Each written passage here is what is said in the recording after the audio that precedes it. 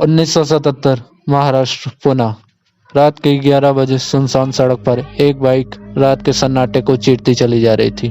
दो दोस्त रोहन और मुकेश अपने दोस्त मोहित के घर जा रहे थे। रोहन और मुकेश आज पूरे 2 साल बाद अपने दोस्त मोहित से मिलने जा रहे थे। रोहन मोहित से कहता है, रोहन यार अपने शहर में तो कुछ नहीं बदला। मुकेश, हाँ यार तूने सही कहा।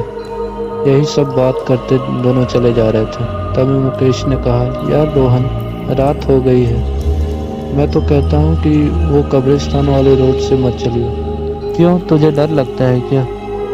अरे डर मत, मैं हूँ ना तेरे साथ। रोहन की बात सुनकर मुकेश बोलता है, ना यार डर की बात तो नहीं है, तुझे तो पता है कि वो कब्रिस्तान कितना श्रापित है। रोहन निडर लड़का था। रोहन की बात सुनकर मुकेश कहता है, भाई तू कैसी बात कर रहा है, मैं तो उसी रास्ते से ही जाऊंगा, उस रास्ते से टाइम कम लगेगा। मुकेश जानता था रोहन बहुत जिद्दी है, वो मानेगा नहीं, इसलिए मुकेश कुछ नहीं बोलता और रोहन उसी रास्ते से जाने लगता है। ये दोनों कुछ आगे गए तभी इनकी बाइक झटके देने लगती है। मुकेश कहता है, अरे यार क्या कर रहा है, सही से चला ना। रोहन बोलता है, अरे भाई मैं तो सही से चला रहा हूँ, पता नहीं इस बाइक में क्या हो गया। झटके देते देते बाइक कुछ आगे जाकर बंद हो जाती है। रोहन बोलता है, अरे ये बाइक कैसे बंद हो गई? अरे बंद हो गई तो हो गई, फिर से स्टार्ट कर। मुकेश ने कहा, रोहन बाइक स्टार्ट करने की कोशिश कर रहा हूँ लेकिन लगता है बाइक स्टार्ट नहीं होती यार। तभी मुकेश ने एक ऐसी चीज़ देख ली थी जिसे देखकर मुकेश बस उसे देखते ही जा रहा था। मुकेश बहुत डरा हुआ था। रोहन मुकेश को देखकर पूछता है, अब तुझे क्या हो गया? मुकेश कुछ नहीं बोलता, बस अपने उंगली का इशारा करते हुए दिखाता है। इस तरफ मुकेश की उंगली थी, उसी दिशा में रोहन, और वो देखता है कि उनकी बाइक कहीं और नहीं बल्कि उसी कब्रिस्तान के गेट के आगे खराब हुई थी। रोहन मुकेश से बोलता है, अरे यार तू डर मत, बाइक इतने समय से घर में ही खड़ी थी इसलिए बाइक बंद हो गई। तू बाइक से नीचे उतर, पहले कोई मैकेनिक देखते हैं। मुकेश बोलता है, यार वो देख मैकेनिक की दुकान। एक छोटी सी झोपड़ी बनी थी, उसमें एक पीला वाला पंप टंगा था और उसमें 40 से 50 साल का एक आदमी बैठा था। दोनों अपनी बाइक उस मैकेनिक के पास ले जाते हैं और बोलते हैं, अरे काका देखना तो हमारी बाइक अचानक बंद हो गई है। मैकेनिक बोलता है, अच्छा बेटा तुम यहीं बैठो, मैं अभी देखता हूँ इसमें क्या हुआ है। ये बोलकर वो आदमी बाइक ठीक करने लगता है। रोहन मुकेश को बोलता है, यार तू यहीं बैठ, मैं एक कॉल करके आया। रोहन ये बोलकर एक कॉल करने चला जाता है। रोहन जब एक कॉल करके पीछे मुड़ता है तो वह देखता है उसके पीछे एक आदमी खड़ा है और वो उसे ही देखा जा रहा है। रोहन को ये देखकर बड़ा अजीब लगता है। आदमी तभी उससे बोलता है, वो जो लड़का जो वहाँ बैठा हुआ है वो तुम्हारा दोस्त है ना? रोहन जवाब देता है, हाँ। वह आदमी बोलता है, पर तुम्हारा दोस्त उस फटी हुई झोपड़ी के पास बैठा क्या कर रहा है? रोहन इसकी बात सुनकर बोलता है, बंद झोपड़ी। अरे इतना बोलकर ही रोहन चुप हो जाता है और वह देखता है कि जो मैकेनिक अभी उसकी बाइक ठीक कर रहा था वो अब वहाँ नहीं था और उसकी दुकान भी बंद थी। यह देखकर रोहन बोलता है, यह मैकेनिक इतनी जल्दी कहाँ गया? इसने अपनी दुकान भी इतनी जल्दी बंद कर दी। इतना बोलकर रोहन पीछे मुड़ता है और वह देखता है जो आदमी अभी तक उसके पास खड़ा था वो भी उसके पास नहीं था। अरे ये आदमी कहाँ गया? अभी तो यहीं था। रोहन वैसे तो कभी डरता नहीं था और आज वह भी डरने लगा था। रोहन बिना टाइम गवाए मुकेश के पास जाता है और बोलता है, यार चल अब यहाँ से चल। तब मुकेश बोलता है, और गाड़ी तो ठीक होने दे। इतने में एक आवाज़ आती है, अरे क्या हुआ बेटा, आपकी बाइक बस ठीक होने वाली है। ये और किसी की आवाज़ नहीं थी बल्कि उसी मैकेनिक की आवाज़ थी।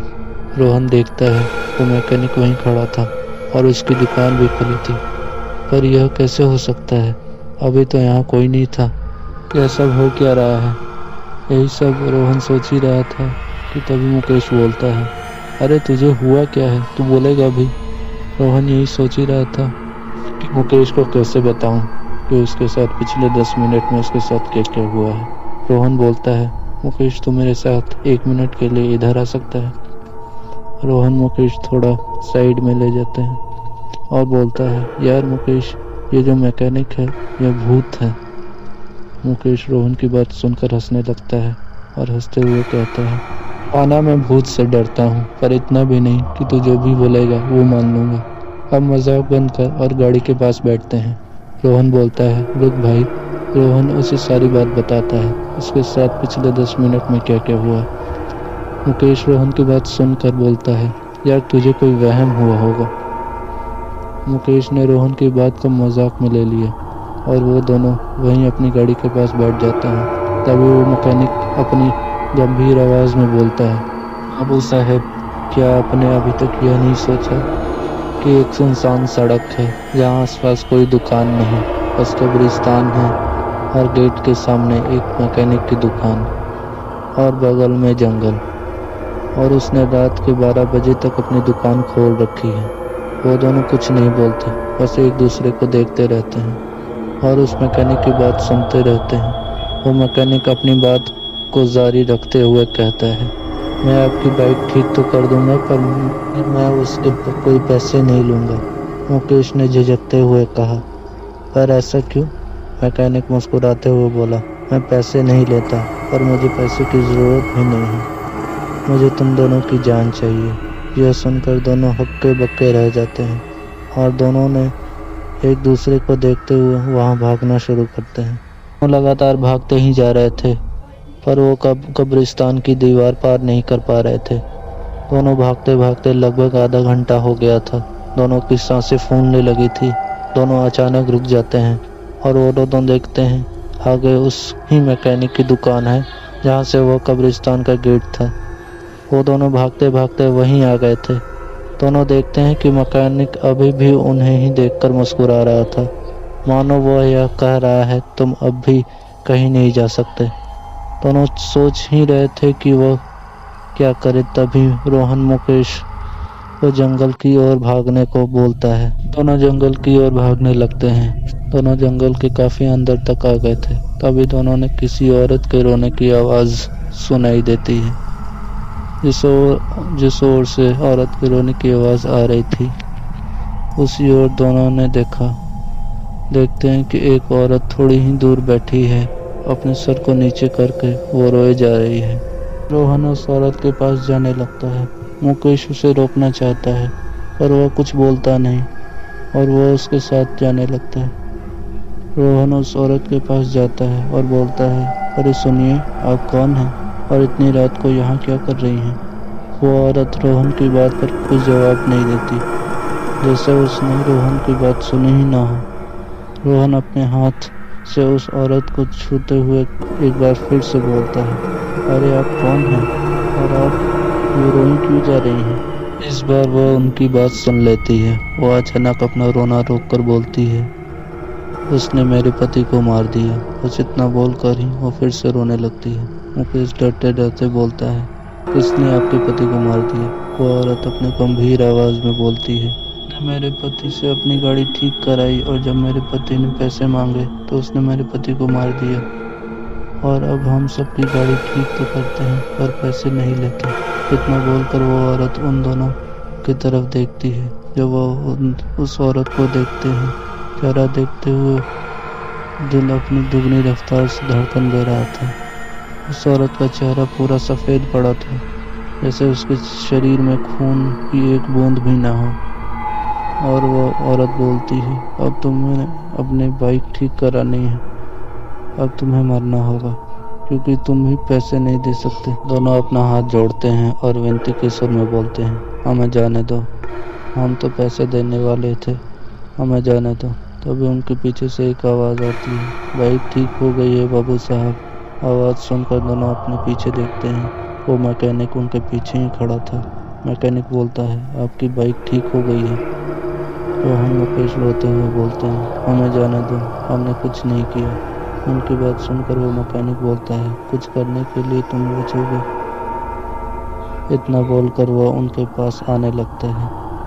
वो जितना पास आ रहा था वो मैकेनिक उतना ही भयंकर होता जा रहा था। उसका चेहरा सफ़ेद हो गया था और उसकी एक आँख खून से सनी हुई थी। अब उस औरत की रोने की आवाज़ भी बढ़ने लगी थी। उस आवाज़ जितनी तेज़ हो रही थी उतनी रोहन और मुकेश के कान में चुभ रही थी। देखते देखते रोहन और मुकेश के कान से खून आने लगा और अब मैकेनिक भी उनके पास आ गया। अब वो दोनों कुछ नहीं कर पा रहे थे। उन दोनों को ऐसा लग रहा था जैसे उनके ऊपर लाखों चींटियां छोड़ दी हैं। वो दोनों कुछ कर पाते उससे पहले ही वो मैकेनिक रोहन की दोनों आंखें निकाल लेता है। रोहन दर्द से तड़प तड़प कर वहीं मुकेश के सामने अपना दम तोड़ देता है। मुकेश कुछ नहीं कर पाता। अब मैकेनिक उसकी तरफ देखने लगता है। देखते देखते मैकेनिक मुकेश की आंखें भी निकाल लेता है। मुकेश भी तड़प तड़प कर वहीं अपना दम तोड़ देता है। कहते हैं आज भी उस कब्रिस्तान के गेट के आगे वही मैकेनिक रात को अपनी दुकान खोलता है और वो गाड़ी ठीक करने के पैसे भी नहीं लेता। क्या आपको भी अपनी गाड़ी फ्री में ठीक करानी है?